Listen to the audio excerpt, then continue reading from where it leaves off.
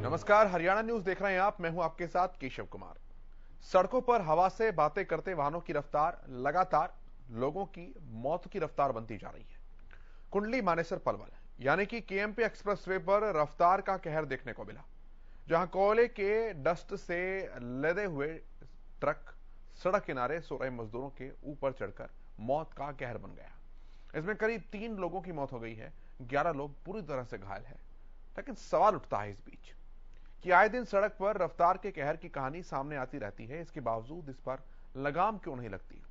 सरकारी आंकड़े ही बताते हैं कि देश में रोज कई लोग अपनी जान गंवा देते हैं। लगातार सड़कों पर बढ़ते हादसों को लेकर हम चर्चा करेंगे आज, लेकिन रिपोर्ट पहले देखिए।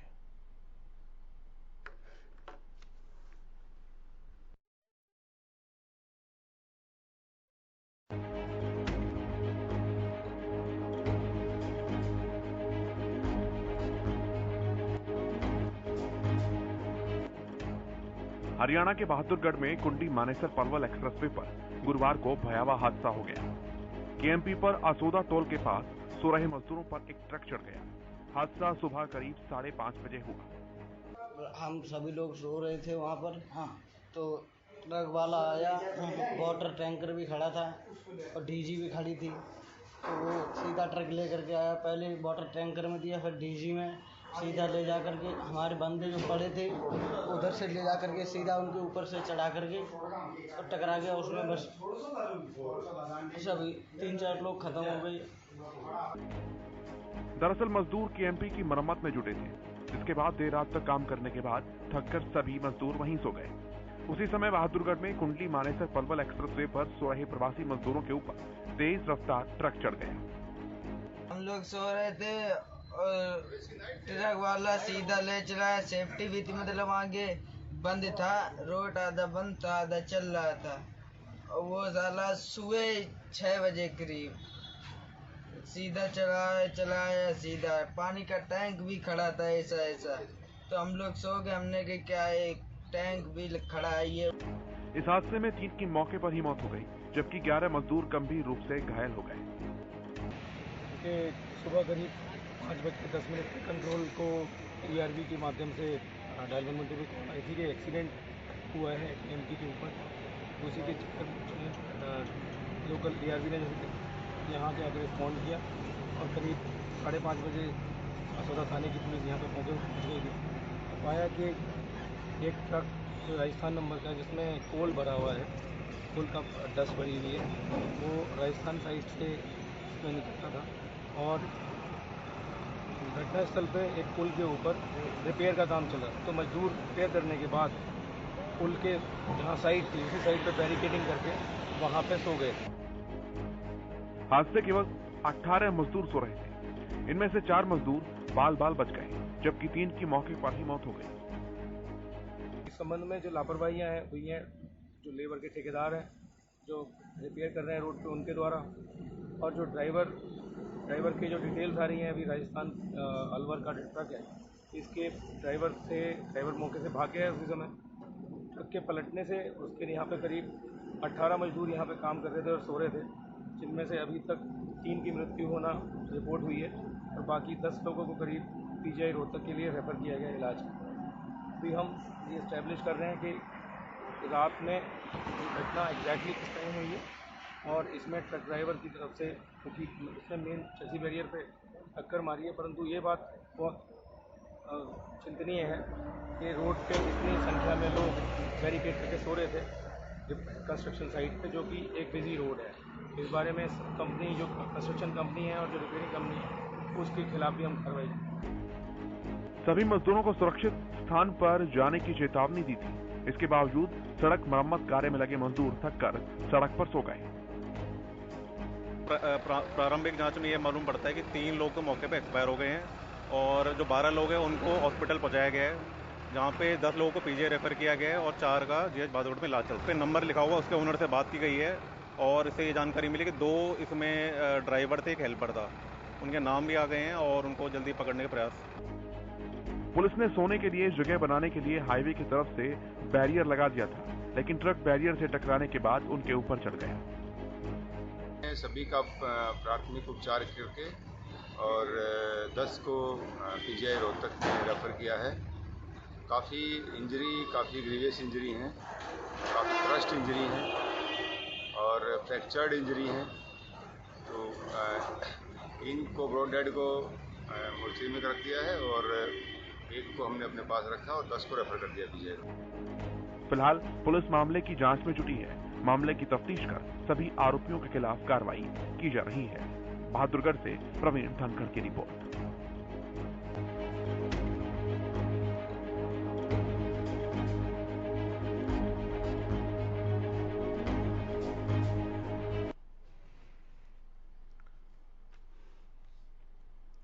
तो बात करते हैं इस विषय पर। प्रवीण धनखड़ हमारे संवाददाता बहादुरगढ़ से हमारे साथ जुड़ गए हैं और सुशील सिंह न्यूज रूम से मेरे सहयोगी मेरे साथ हैं। प्रवीण, पहले मैं आपके पास आता हूं। अगर पहले ही नजर में देखें तो दोषी कौन लग रहा है इस पूरे कांड का? केशव, अगर दोषी की बात करें तो दोषी इस मामले में किसी एक को इंगित नहीं कर पाएंगे। दोषी वो ट्रक ड्राइवर भी है जो लापरवाही से चला रहा था, दोषी वो ठेकेदार भी है इसलिए मजदूरों को सड़क पर रहने के लिए छोड़ दिया। दोषी वो पुलिस कर्मचारी भी है जिनकी ईआरबी पर ड्यूटी थी, वो सड़क किनारे जा रहे थे और उन्होंने सड़क के ऊपर सोते हुए मजदूरों को देखा, उन्हें किसी सेफर प्लेस पर नहीं पहुंचाया। दोषी केएमपी के भी वो अधिकारी हैं जिन्होंने ऐसे ठेकेदार के ऊपर नजर नहीं रखी कि वो अपने मजदूरों की सेफ्टी का क्या ख्याल रखता है। ट्रक ड्राइवर कहाँ पर है अभी? ट्रक ड्राइवर अभी पुलिस की गिरफ्त में नहीं आया है। पुलिस ने ट्रक ड्राइवर का नाम और उस एड्रेस से ट्रक का जो मालिक है उसे पता कर दिया है और उसके ठिकानों पर तलाश की जा रही है। पुलिस अधिकारियों बना कि जल्द उसको गिरफ्तार कर दिया जाएगा। तो बोलती है कि ट्रक ड्राइवर को नींद आ गई हो या ट्रक ड्राइवर न भेज जाओ, ऐसी पुलिस ने आशंकाएं बता रही है। लेकिन सारा मामला उनकी पकड़ में क्या हालात थे कि वो इलीगल एक्सीडेंट हुआ। प्रवीण, क्या ये कंफर्म और वेरीफाई हुआ है कि जो ट्रक ड्राइवर थे वो नाबालिग थे या बालिग थे? नहीं, अभी इस तरह की कोई बात पुलिस की तरफ से क्लियर नहीं की गई है कि ट्रक ड्राइवर बालिग या नाबालिग। लेकिन जैसा कि पुलिस अधिकारियों ने ट्रक के नंबर से उसके मालिक का पता निकाला और मालिक ने बताया है उस आधार पर ट्रक ड्राइवर पूरी तरीके से बालिग है। ठीक है।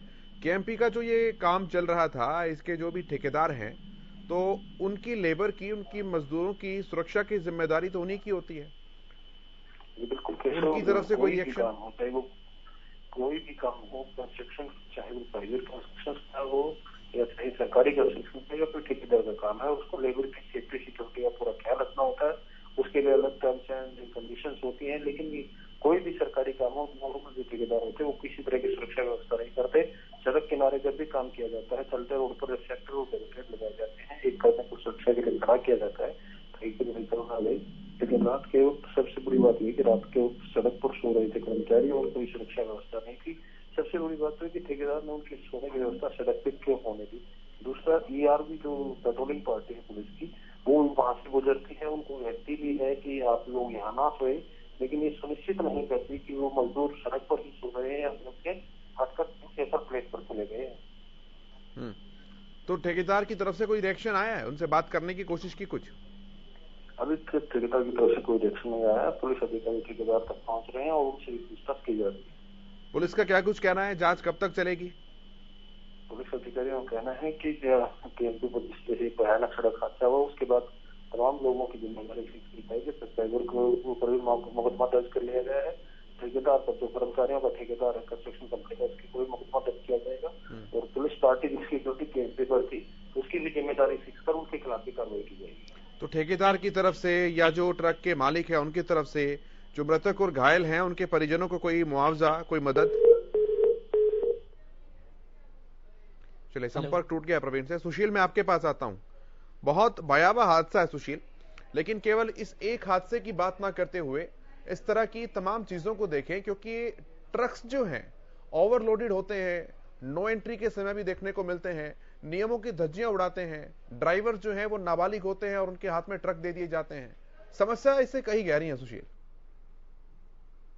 बिल्कुल केशव, देखिए केवल ट्रक चालक की लापरवाही से हम नहीं कहेंगे, बहुत सारी लापरवाहियां हैं और इसमें कहीं ना कहीं जितना दोषी ठेकेदार है उससे ज्यादा कहीं ना कहीं दोषी स्थानीय प्रशासन है, क्योंकि अमूमन जहां पे काम चलता है, और ये केएमपी का वाकया है, मैं अभी देख रहा था और उनकी सुन भी रहा था जो पीड़ित हैं, कि जब केएमपी पर इस तरह से कहीं भी असंगठित मजदूर काम करते हैं तो ये सबसे ज्यादा जो जिम्मेदारी होती है वो लोकल प्रशासन की होती है। और यहाँ लोकल प्रशासन में मैं ईएसआई को भी कहूंगा और साथ ही लेबर डिपार्टमेंट का भी जिक्र करूंगा, उसके बाद पुलिस प्रशासन आता है, क्योंकि इन्हें यह सुनिश्चित करना है। और आपको केशव बता दें कि जब सितंबर 2020 में अब मजदूरों के लिए श्रम कानून जब बना, संसद में इसे बनाया गया, तो निश्चित तौर पे देश में करीब 50 करोड़ के आसपास संगठित और असंगठित मजदूर हैं, जिसमें 42 करोड़ असंगठित मजदूर हैं। और ये जो हादसा हुआ है, असंगठित मजदूर की श्रेणी में ये सभी मजदूर आते हैं जिनके साथ ये हादसा हुआ है।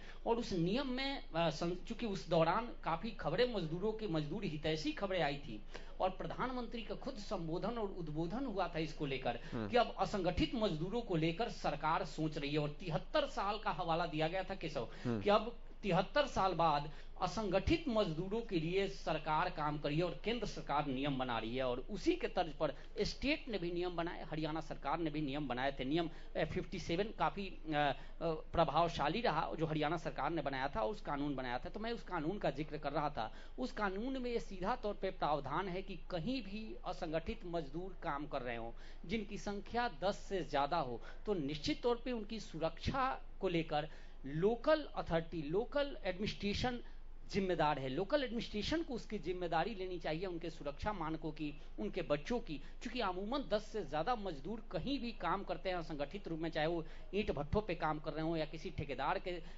पास सड़क निर्माण में काम कर रहे हो या किसी भवन निर्माण में काम कर रहे हो, तो उनकी खाने से लेकर रहने तक की व्यवस्था, उनके बच्चों की व्यवस्था, सबकी जिम्मेदारी लोकल एडमिनिस्ट्रेशन की होती है और खास तौर पे लेबर डिपार्टमेंट की होती है। साथ ही जब भी ठेकेदार कोई एक काम लेता है, कोई ठेकेदारी का काम उसे मिलता है, तो जब एनओसी का जिक्र आता है लेबर का, तो उसमें सारे प्रावधान निहित होते हैं। उन प्रावधानों पे चर्चा करके वो कॉलम भरा जाता है और सिग्नेचर होता है। दूसरा इसमें दूसरी जो सबसे बड़ी बात है केशव, आपको बता दूं कि ये जितने भी असंगठित मजदूर हैं, जब भी कोई ठेकेदार साथ लेता है तो उसे पंजीकरण करना होता है, पंजीकृत यानी रजिस्ट्रेशन करना होता है। अब देखना है कि क्या इन मजदूरों का रजिस्ट्रेशन लेबर डिपार्टमेंट में है या नहीं है, क्योंकि अगर इनका रजिस्ट्रेशन लेबर डिपार्टमेंट में नहीं है तो जो आर्थिक सहायता मिलती है, जिसे मुआवजा कहते हैं, उस श्रेणी में नहीं आएंगे। प्रदेश सरकार या लोकल एडमिनिस्ट्रेशन अपने स्तर पे तो कर सकती हैं, लेकिन जो कानून में निहित है कि जिस तरह से इनकी डेथ हुई है, जो 5 लाख का मुआवजा है, उसके बाद इनके जो परिजन हैं उनको या इनके बच्चों की देखरेख की जिम्मेदारी वो सारा डिपार्टमेंट की है, लेबर डिपार्टमेंट की है। अगर ईएसआई में है या नहीं, ये सारा कुछ देखना। और इस मामले में सीधे तौर पे लेबर डिपार्टमेंट फेल्योर है इस पूरी घटना में, क्योंकि जो लग रहा है कि जिस तरह से मैं सुन रहा था, अपने संवाददाता बहादुरगढ़ से बता रहे थे कि ये सभी मजदूर वहीं पे काम करते थे और वहीं सोते थे, तो निश्चित तौर पे कहीं ना कहीं ये फेलियोरनेस लेबर डिपार्टमेंट की है, जिन्होंने उनके सुरक्षा को लेकर सुनिश्चित व्यवस्था नहीं की और ना ही उस काम काज का जायजा लिया, जिस वजह से इतनी बड़ी दुर्घटना हो गई। जी सुशील, और पहली दुर्घटना नहीं है। केएमपी इतने सारे स्पॉट्स वहां पर हैं, इतनी सारी चीजें वहां पर हैं जहां आए दिन दुर्घटना होती है। इसमें चूंकि जान का नुकसान बहुत ज्यादा हुआ है, इसलिए घटना नोटिफाइड हुई है। लेकिन सवाल इससे कहीं गहरा है। निश्चित तौर पर आप भी जो जिक्र कर रहे थे, तमाम वो सारे पहलू है। लोकल एडमिनिस्ट्रेशन जो है उसकी सबसे पहली जवाबदेही है इस पूरी घटना को लेकर। लेकिन सामान्यतः हम और आप भी जब सड़कों पर चलेंगे तो ये देखेंगे जितनी तय सीमा है उससे ज्यादा वजन लेकर जो है वो ट्रक्स जो हैं सड़कों पर आते हैं। उनकी मॉनिटरिंग करने वाला कोई नहीं होता, देखने वाला कोई नहीं होता। ऐसे ना जाने कितने ट्रक ड्राइवर्स हैं जो कि नाबालिग हैं, जिनके लाइसेंस भी नहीं है। अब पूरी की पूरी हरियाणा में बेल्ट है इस तरह की जहां पर कंस्ट्रक्शन के प्लांट्स लगे हुए हैं, जहां माइनिंग का काम चलता है। वहां से जो ग्रामीण हैं वहां पर सस्ते दामों पर ये मालिक जो हैं उन्हें अपॉइंट कर लेते हैं और उनके हाथ में इस तरह की घटनाओं को बुलावा देने के लिए अपना ट्रक दे देते हैं। वो पकड़ में आना ही नहीं था, क्योंकि ये घटना देखने को इस तरह से मिलती है जैसे ही ट्रक का एक्सीडेंट हुआ ड्राइवर सबसे पहले फरार होता है, मालिक भुगते और जो पीड़ित है वो भुगते। निश्चित तौर पर। और देखिए, ये पहली घटना नहीं है। जब आप घटनाओं का जिक्र कर रहे थे, चलिए मैं हरियाणा का ही जिक्र कर लेता हूं। तमाम घटनाएं हैं, कल भी हमने देखा था किस तरह से रेवाड़ी में घटना हुई थी और 17 लोग, जिसमें से 12 लोगों की डेथ हुई थी, 5 लोगों की डेथ हुई थी, 12 लोग घायल हुए थे। इस तरह की दुर्घटनाएं, साथ ही प्रदेश में अगर हम डेली का आकलन देखें या जो डेटा देखें जो हरियाणा सरकार या पुलिस डिपार्टमेंट जारी करती है, तो उसमें सबसे ज्यादा डेथ के आंकड़े एक्सीडेंट के होते हैं। और उस एक्सीडेंट में जो आप जिक्र कर रहे हैं केशव, 3 प्रमुख कारण होते हैं। या तो ड्राइवर चालक जो होते हैं वो नशे में होते हैं, या नींद में होते हैं, या फिर नाबालिग होते हैं और लापरवाह गति से ड्राइव करते हैं। और इस घटना में ये तीनों संभावनाएं नजर आ रही है। चूंकि वक्त 5 से 6 बजे का बताया जा रहा है जब ये घटना हुई है, और 5 से 6 के दौरान सबसे ज्यादा नींद की घटनाएं आती है सामने। साथ ही जो गाड़ी ट्रक है वो राजस्थान नंबर है, और अमूमन राजस्थान नंबर है, और जो कोल्ड रोडी उस पर भरा हुआ है, उससे साफ लग रहा है कि ये कहीं ना कहीं अवैध गतिविधियों में जरूर लिप्त था। चूंकि वो रफ्तार जिस तरह से बैरिकेटिंग के बाद उसने एक्सीडेंट किया, रोड एक्सीडेंट हुआ है, और एक्सीडेंट में इतने लोगों की डेथ हुई है, साथ ही लोग घायल हुए हैं, और उसके आगे जाकर ट्रक पलटा है, तो निश्चित तौर पे अनियंत्रित है और इसे लापरवाही की श्रेणी में जरूर रखेंगे। लेकिन सवाल यहाँ एक और केशव बेहद अहम है। क्योंकि अमूमन इस तरह की जब घटना होती है तो उसमें लापरवाही का जिक्र करके सरकार उन फाइलों को बंद कर देती है, और ऐसे मजदूर जो बाहर से हैं, जो 2 रोटी के लिए यहाँ आए हैं और सड़कों पर सोते हैं, दिन रात मेहनत करते हैं, और जिनकी सुरक्षा को लेकर ये सारा अमला लगाया गया, जो कानून बनाया गया, उन कानून की अनुपालना नहीं होती। और यही वजह है कि ऐसे जो ट्रक ड्राइवर्स हैं या ऐसे वाहन चालक हैं जो इस तरह की घटनाओं को अंजाम देते हैं, दुर्घटनाओं को अंजाम देते हैं, और ऐसे दर्जनों की संख्या में लोग घायल होते हैं और फिर वो डेथ्स भी होती हैं। अब सवाल यह है, एफआईआर पुलिस ने दर्ज कर लिया, ठेकेदार के खिलाफ लापरवाही का मामला, वाहन चालक खिलाफ लापरवाही का मामला दर्ज हुआ। ठेकेदार के खिलाफ जो श्रम संशोधन कानून है उसके तहत उचित व्यवस्था न करने का मुकदमा उसके ऊपर भी बनेगा, उसके ऊपर भी दर्ज होगा। सरकार निश्चित तौर पे अगर वो पंजीकृत मजदूर होंगे तो उनकी मुआवजे का भी ऐलान होगा। लेकिन इस पूरे प्रकरण में शुरू से लोकल एडमिनिस्ट्रेशन का इसलिए केशव जिक्र कर रहा हूं कि जो मजदूर, चूंकि हम लोग देखते हैं, हम भी अपने घरों में काम करने के लिए बुलाते हैं, हम भी सड़कों पर देखते हैं, हमारे आप जैसे जो लोग आते हैं काम करते हैं, तो वो केवल रोटी के फिराक में होते हैं, वो केवल उन दिहाड़ी हम कहें या सैलरी कहें, रुपयों कहें, उनके फिराक में होते हैं, वो कानूनी चक्कर में नहीं पड़ते, अड़चन में नहीं पड़ते।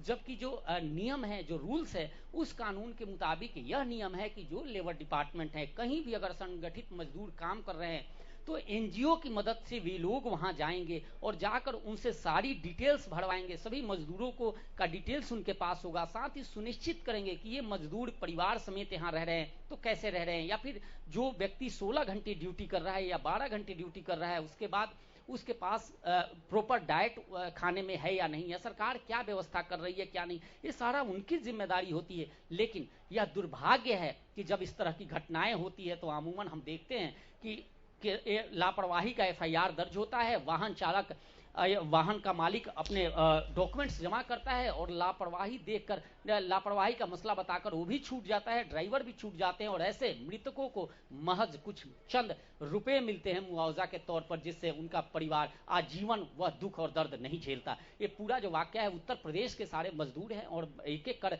जितने भी हैं उनकी सारे लिस्ट देख रहा था मैं, और उसमें साफ तौर पर लगा कि यह एक दुर्भाग्य और एक धब्बा न केवल लोकल एडमिनिस्ट्रेशन पे है बल्कि सरकार के उस विभाग का भी है जिस विभाग को इस पूरी कार्य योजना को कार्यान्वित करने की जिम्मेदारी है। जी बिल्कुल सुशील, निश्चित तौर पर ऐसा है, जो तमाम पहलू आपने कहे हैं 100% करें हैं, लेकिन बात अभी समाधान के तलाशने की है। और जैसा कि आपने भी कहा कि लोकल एडमिनिस्ट्रेशन जो है, सबसे बड़ी जवाबदेही, सबसे बड़ी जिम्मेदारी वहीं से शुरू होती है। बहरहाल बहुत शुक्रिया सुशील आपका हमारे साथ जुड़ने के लिए, तमाम जानकारियां साझा करने के लिए, बहुत धन्यवाद। तो सुशील हमारे संवाददाता जिस तरह से बता रहे थे, हर बारीक जानकारी आपको बताई कि कहां पर गड़बड़ शुरू होती है और क्या उसका संभावित समाधान है। लेकिन आखिरकार अब भी सवाल तो वहीं का वहीं है कि आखिर इन मासूम जानों का दोष क्या था और इन मासूम जानों को अब सहारा किसका है।